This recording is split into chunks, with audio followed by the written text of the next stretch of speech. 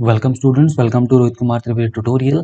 आज के ट्यूटोरियल में हम लोग पढ़ने वाले हैं रियोलॉजी को। तो रियोलॉजी आपकी सेकंड यूनिट होती है, फिजिकल फार्मेसी सेकंड, जो आपका सब्जेक्ट आता है बी फार्मा फोर्थ सेमेस्टर में। तो आप बहुत ही ध्यान से सुनिएगा।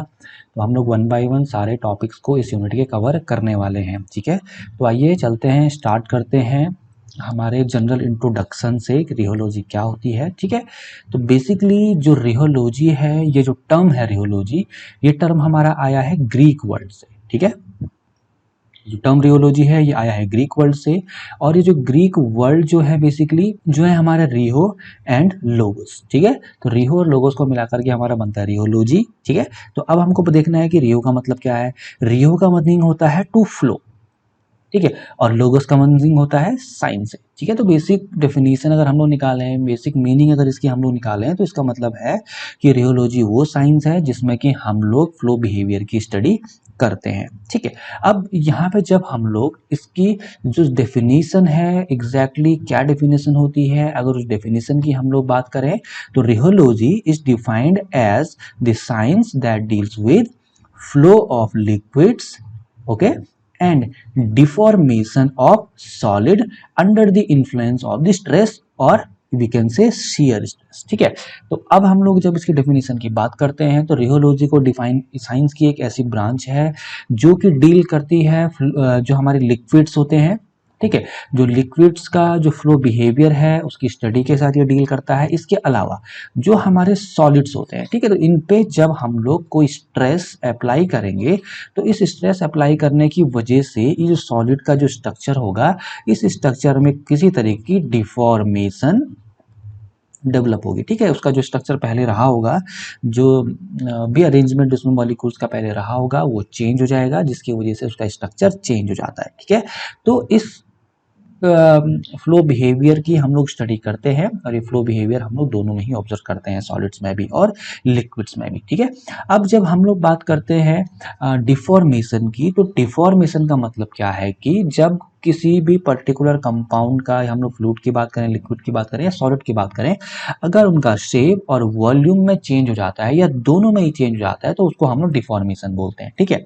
जब हम लोग यहाँ पर फ्लूइड के बिहेवियर की बात करते हैं, तो जो फ्लूइड्स होते हैं वो रेस्टिंग कंडीशन में या रेस्ट वाली स्टेट में अलग तरीके से बिहेव करते हैं, और जब वो फ्लो करते हैं, ठीक है, जब वो बहते हैं, तो उस टाइम पर उनका जो बिहेवियर होता है वो थोड़ा सा डिफरेंट होता है, ठीक है। तो इसीलिए हमको रियोलॉजी की स्टडी करनी होती है दोनों कंडीशंस में, क्योंकि हमारे जो फ्लूइड्स होते हैं वो अलग अलग तरीके का बिहेवियर शो करते हैं, ठीक है। अब जो हमारा लिक्विड होता है, ठीक है, हम लोग अगर किसी सिंपल लिक्विड की बात कर रहे हैं, तो सिंपल लिक्विड का जो फ्लो प्रॉपर्टी है उसको हम लोग विस्कोसिटी के टर्म्स में एक्सप्रेस करते हैं, ठीक है। यहाँ पर आपको एक चीज़ समझने की ज़रूरत है कि जो विस्कोसिटी है बेसिकली वो एक पर्टिकुलर जो लिक्विड है उसका फ्लो बिहेवियर ही उसकी विस्कोसिटी है, ठीक है। तो अलग अलग विस्कोसिटी वाले जो फ्लूइड्स होते हैं वो उनका जो बिहेवियर होता है, फ्लोइंग बिहेवियर, वो भी डिफरेंट होता है। ये आपको रियोलॉजी के बेसिक इंट्रोडक्शन में ध्यान में रखना है। अब हम लोग बात करते हैं किसकी, जो हमारे डिफॉर्मेशन की जो हम लोग बात कर रहे हैं, जो वॉल्यूम और शेप में जो चेंजेस हो रहे हैं, ठीक है। डिफॉर्मेशन की अभी हम लोगों ने बात करी थी। अगर वॉल्यूम या शेप, ठीक है, या बोथ, इनमें अगर कोई चेंज आ रहा है किसी स्ट्रेस की वजह से, उसको तो हम लोग डिफॉर्मेशन बोलते हैं, ठीक है। तो जो डिफॉर्मेशन हमारा दो तरीके का हो सकता है। पहला डिफॉर्मेशन हो गया हमारा elastic, and the second deformation is plastic, ठीक है। तो जब इलास्टिक को हम लोग एक्सप्रेस करेंगे, तो जो इलास्टिक होता है, इलास्टिक जो डिफॉर्मेशन है, that is spontaneous and the reversible deformation, ठीक है। तो मीन्स जो इलास्टिक डिफॉर्मेशन होगा वो रिवर्सिबल डिफॉर्मेशन होगा। मीन्स कि कोई पर्टिकुलर हमारे पास मटेरियल है, अगर इसमें हम लोग किसी तरीके की डिफॉर्मेशन करते हैं, और अगर वो डिफॉर्मेशन कैसी है, वो प्लास्टिक डिफॉर्मेशन है, तो ये रिवर्सिबल होगी। मीन्स कि अगर हम लोग स्ट्रेस को रिलीज कर देंगे, स्ट्रेस को छोड़ देंगे, खत्म कर देंगे, तो दोबारा से अपनी पुरानी वाली स्टेट में वो लौट आएगा, ठीक है। पर जबकि हम लोग जब प्लास्टिक बिहेवियर की बात करते हैं, तो ये परमानेंट और इरिवर्सिबल डिफॉर्मेशन होती है, ठीक है। इसमें अगर हम लोगों ने कोई शियर स्ट्रेस अगर अप्लाई किया है और उसके अगर स्ट्रक्चर में, वॉल्यूम में, शेप में किसी तरीके का चेंज होता है, ठीक है, तो वो चेंज परमानेंट रहेगा, वो रिवर्सिबल नहीं होगा। तो ये आपको ध्यान में रखना है, ठीक है। और जो ये प्लास्टिक डिफॉर्मेशन होता है, बेसिकली जो भी विस्कस बॉडीज हमारी हैं या विस्कस कंपाउंड हमारे जो है वो प्लास्टिक बिहेवियर या प्लास्टिक डिफॉर्मेशन शो करती हैं। ठीक है, तो ये भी आपको ध्यान में रखना है। तो अब हम लोग बात करते हैं स्ट्रेस की, कि स्ट्रेस क्या है। ठीक है, क्योंकि स्ट्रेस अप्लाई करने के बाद ही जो हम लोग डिफॉर्मेशन हैं उनको ऑब्जर्व कर रहे हैं। तो basically stress is the force per unit area on a body that tends to cause it to change its shape. Means कि स्ट्रेस वो फोर्स है पर यूनिट एरिया में किसी पर्टिकुलर बॉडी पे या ऑब्जेक्ट पे जिसकी वजह से जो उस बॉडी का शेप है वो चेंज हो जाता है। ठीक है, फॉर एग्जांपल हमारे पास ये एक कोई बॉडी है, इस बॉडी पे अगर हम लोगों ने स्ट्रेस अप्लाई किया है, ठीक है, स्ट्रेस बेसिकली एक फोर्स है। ठीक है, तो स्ट्रेस अप्लाई किया है तो इस स्ट्रेस की वजह से हो सकता है कि ये जो बॉडी है इसका शेप किसी तरीके से चेंज हो जाए। ठीक है, तो ये शेप डिफरेंट है और ये शेप डिफरेंट है, और ये डिफरेंस किसकी वजह से आया है, जब हम लोगों ने स्ट्रेस उस पर्टिकुलर बॉडी के ऊपर अप्लाई किया है। ठीक है, अब ये जो स्ट्रेस होता है इसको हम लोग दो तरीके से क्लासीफाई कर सकते हैं, एक हमारा टेंसाइल स्ट्रेस हो गया और the second one is the shear stress. ठीक है, तो आपको ये बेसिक डिफरेंस भी समझना है कि टेंसाइल स्ट्रेस और शेयर स्ट्रेस क्या होता है। तो tensile stress is applied perpendicular to the surface of body. For example हमारे पास ये एक ऑब्जेक्ट है, ठीक है, तो इस ऑब्जेक्ट के जो सरफेस है, for example this is the surface, और इस सरफेस के परपेंडिकुलर अगर हम लोग फोर्स अप्लाई करते हैं तो ये जो फोर्स हम लोग अप्लाई करेंगे, ठीक है, ये जो स्ट्रेस हम लोग अप्लाई करेंगे इस बॉडी पे इस तरीके से, तो इसको हम लोग टेंसाइल स्ट्रेस बोलेंगे। अब हम लोग बात करते हैं शेयर स्ट्रेस की। ठीक है, तो शेयर स्ट्रेस टेंजेंशियली अप्लाई किया जाता है किसी भी बॉडी की सरफेस पे। फॉर एग्जांपल ये कोई बॉडी है, ठीक है, और ये इसकी एक सरफेस है। ठीक है, तो अगर हम लोग इस तरीके से फोर्स अप्लाई करें,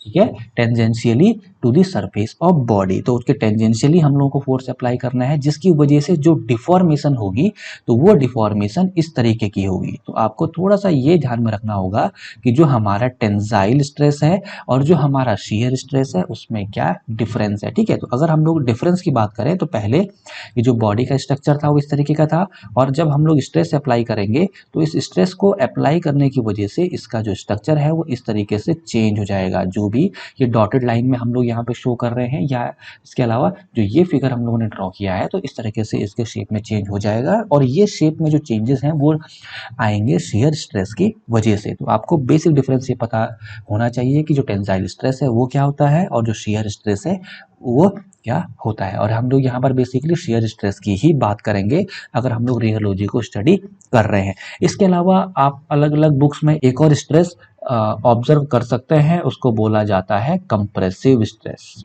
या कंप्रेशन स्ट्रेस।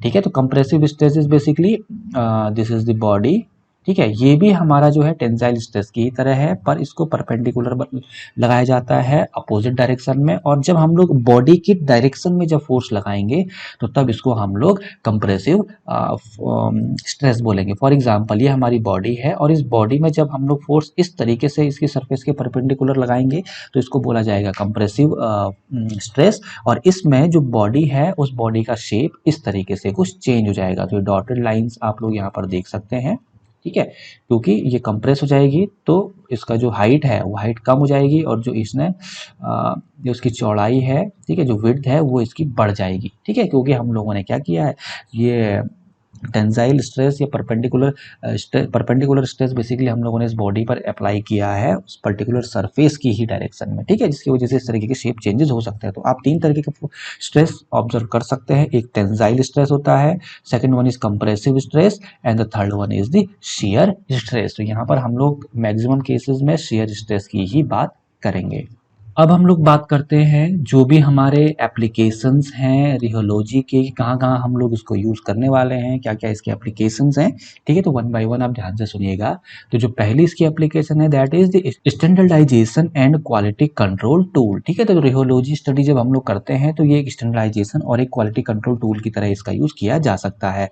जो हम लोग रियोलॉजी की स्टडी करते हैं इसका यूज़ किया जा सकता है हमारी डिफरेंट डिफरेंट जो डोजेस फॉर्म्स होती हैं, लिक्विड डोजेस फॉर्म्स, ठीक है, बेसिकली, तो उनको किस तरीके से हम लोग मैन्युफैक्चर करें। तो रियोलॉजी की स्टडी से हम लोग ये चीज़ें आइडेंटिफाई कर सकते हैं, प्रोसेस को आसान बना सकते हैं।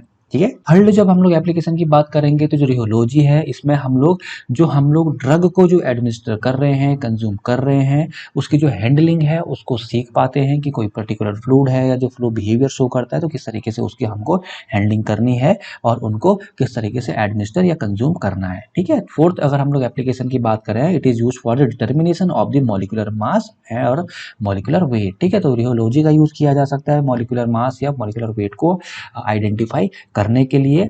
ठीक है। फिफ्थ अगर रियोलॉजी की हम लोग बात करें तो रियोलॉजी जो स्टडी है, जो साइंस है, उसकी हेल्प से हम लोग पर्टिकुलर सब्सटेंसेस की विस्कोसिटी को इम्प्रूव कर सकते हैं, जिसकी वजह से एक बेटर डोजेस फॉर्म हमारी बन सकती है। ठीक है। इसके अलावा हम लोग सिक्स जब हम लोग एप्लीकेशन की इसकी बात करेंगे तो that is rheology study can be use to identify the different diseases. ठीक है। आप सभी को एक चीज़ को ध्यान में रखना है। ठीक है। हम लोगों ने ये चीज़ भी आइडेंटिफाई कर ली है कि हमारी जो डिजीज कंडीशन है उसमें हमारा जो ब्लड होता है या जो बॉडी फ्लूइड्स होते हैं उनका जो विस्कोसिटी होती है वो डिफरेंट होती है, और जो एक नॉर्मल पर्सन जो होता है या जो हेल्दी पर्सन होता है उसके ब्लड की जो विस्कोसिटी होती है वो डिफरेंट होती है। ठीक है। तो डिजीज कंडीशन की वजह से विस्कोसिटीज चेंज हो जाती हैं, तो हम लोग पर्टिकुलर विस्कोसिटी को आइडेंटिफाई करके डिजीज कंडीशन को भी आइडेंटिफाई कर सकते हैं या डायग्नोस कर सकते हैं। ये हम सभी को ध्यान में रखना है। ठीक है। तो जो रियोलॉजिकल प्रिंसिपल्स हैं they are also used also applied in the study of the paints, inks, dots, ठीक है, cosmetic and the dairy products. ठीक है। तो जो हमारी जो रियोलॉजिकल प्रिंसिपल्स हैं, ये जो स्टडीज है, जो साइंस है, इसका जो यूज है बेसिकली उसका यूज हम लोग हमारी डिफरेंट कैटेगरीज जैसे पेंट्स, इंक्स, डॉट्स, ठीक है, कॉस्मेटिक्स हो गया या डेयरी प्रोडक्ट्स हो गया, इनकी को भी स्टडी करने के लिए रियोलॉजिकल प्रिंसिपल्स को यूज़ किया जाता है। तो आज के लेक्चर में हम लोग इतना डिस्कस करेंगे। फर्दर नेक्स्ट लेक्चर में हम लोग रियोलॉजी में आगे कुछ बात करेंगे। तो इस तरीके के और फार्मेसी में एजुकेशनल वीडियोज़ को देखने के लिए आप इस चैनल को सब्सक्राइब कर सकते हैं। मैं इस तरीके के और फार्मेसी में एजुकेशनल वीडियोज़ आपके लिए लाता रहता हूँ। तो till next video, happy learning.